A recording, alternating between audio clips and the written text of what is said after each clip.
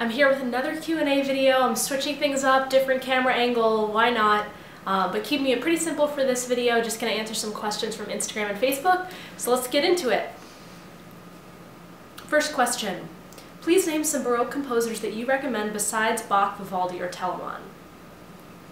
So there are so many other great composers, and I think there's also kind of tiers of Baroque composers. So the high Baroque composers that we all know, Handel, Bach, Telemann, and then there's ones that some of us know but are not quite as common, like Corelli is a great example of that. A lot of us know the Corelli Christmas Concerto and some of his Concerto Grosso, maybe some of the violin sonatas, but he wrote tons of string repertoire and he's one of my favorite composers. So if you're new to Baroque music, I definitely recommend listening to some Corelli.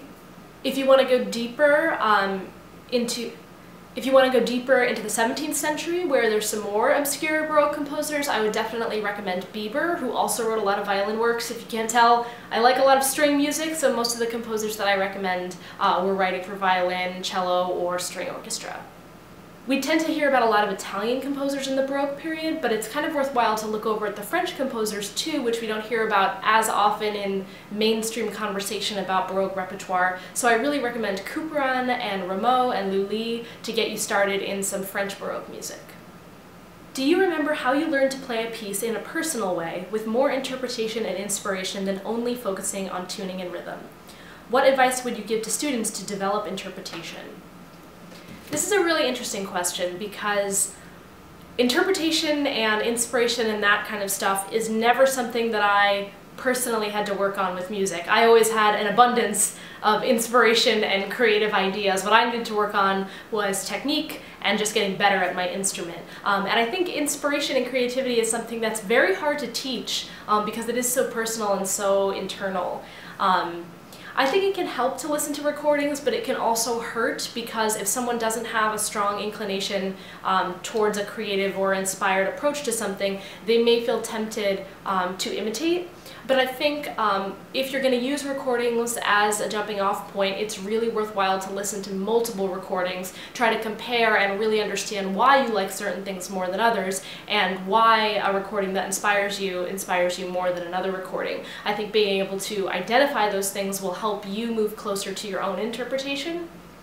Also for me personally, especially if I'm doing a recital or recording and I'm studying a piece thorough, I try to pick one descriptive word that I want to encapsulate the movement, and I'll write that word really big on the top of my music just to know what kind of emotion or energy I want to channel through the movement.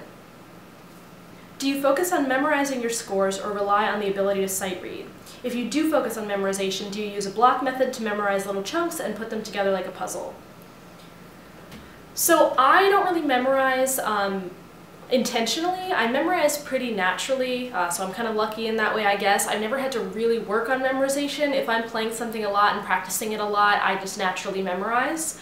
So I don't have any strategic ways that I go about memorization, but that being said, I've never done any major performances where I had to perform by memory. So for me, it's always a balancing act of kind of going by memory, but still referencing the sheet music, because if you decide that you're going to play something by memory but you still have the sheet music out while you're performing and you have a slip up, you're going to look to the music and you're not going to know where your eyes need to go on the page, and it becomes very confusing. So typically what I do, even though I naturally memorize, is I still stick to the sheet music just to feel grounded, and I also use the sheet music more for putting in notes to myself, more so than reading the notes and rhythms.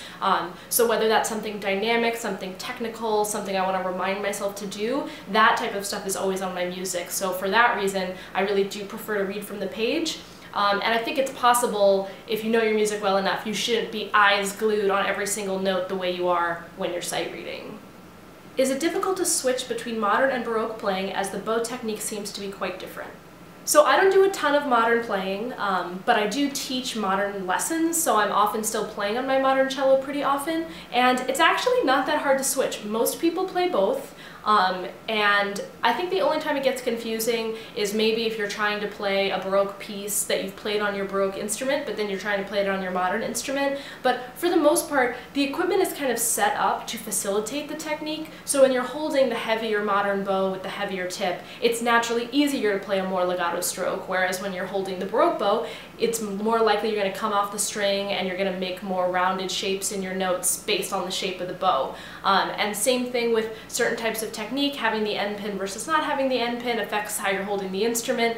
So I think actually the technical differences of the instruments make it easy to sort of adapt your technique.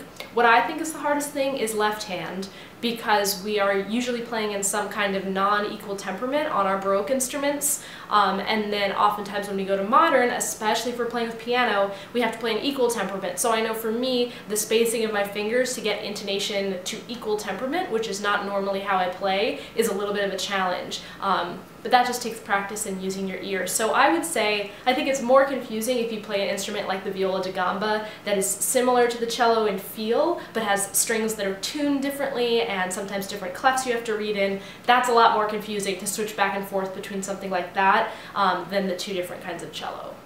What is a good price range to look at for a graduate school Baroque cello? So a lot of people ask about getting a Baroque instrument. I should probably make a whole separate video with some advice about that, but what a lot of people do is they don't buy a fully Baroque cello in Baroque setup. They'll get their hands on a modern cello, maybe a spare, something they find a good deal on that's a good sounding instrument, and they'll make a little bit of adjustments to that instrument. Really, just putting gut strings on and getting a Baroque bow can work fine on a modern cello. You just take the end pin out, or leave it inside the instrument, so play with no end pin. Then you've got the gut strings in the Baroque bow and you're off to a really good start just that way, and that can be dependent on whatever cello you find in any price range.